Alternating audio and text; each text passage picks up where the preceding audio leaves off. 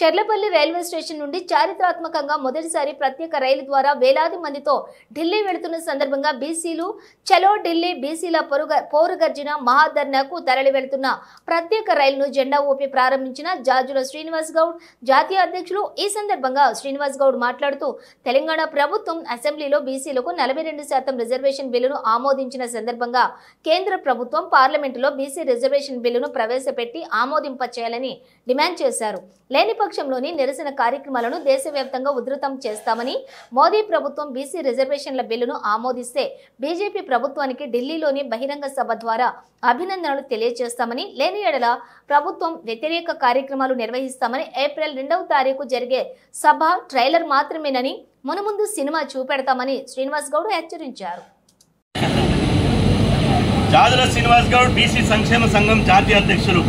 ఈరోజు దేశవ్యాప్తంగా జాతి జనగణనలో బీసీ కులగణన చేపట్టాలని, అదేవిధంగా తెలంగాణ రాష్ట్ర అసెంబ్లీలో చేసినటువంటి విద్యా ఉద్యోగ ఆర్థిక రాజకీయ రంగాల్లో తెలంగాణ అసెంబ్లీలో ముఖ్యమంత్రి రేవంత్ రెడ్డి గారు కాంగ్రెస్ ప్రభుత్వం చేసినటువంటి చట్టాన్ని ఆయా పార్లమెంటులో ఆమోదించి దాన్ని బిల్లు రూపంలో తీసుకురావాలనే ప్రధాన డిమాండ్తో వేల మందితోటి ఒక ప్రత్యేక రైలు భోగి ద్వారా ఇవాళ ఢిల్లీకి బయలుదేరుతున్నాం. హైదరాబాద్ గడ్డకెళ్ళి ఢిల్లీకి పోతున్నాం.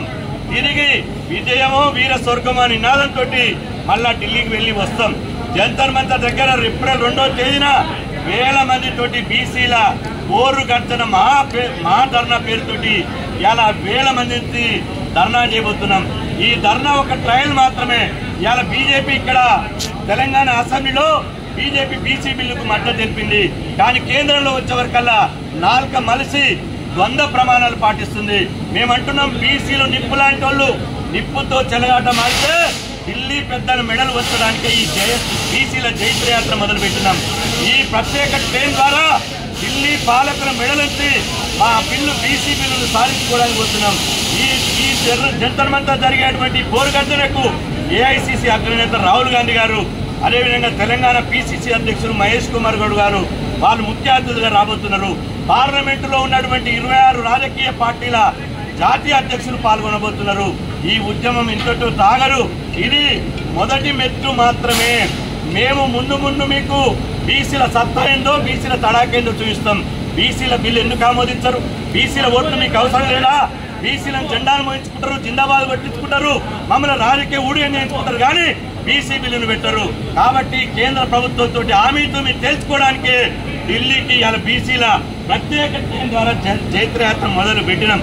కాబట్టి మేము ఢిల్లీలో అడుగుపెట్టే నాటికి నరేంద్ర మోదీ గారు తెలంగాణలో చేసినటువంటి బీసీ బిల్లు ఆమోదం జరిపితే అదే రోజు 2వ తారీఖు నాడు ఆయనకు ధన్యవాదాల సభ పెట్టి ఆయనకు అభినందనలు తెలుపుతాం.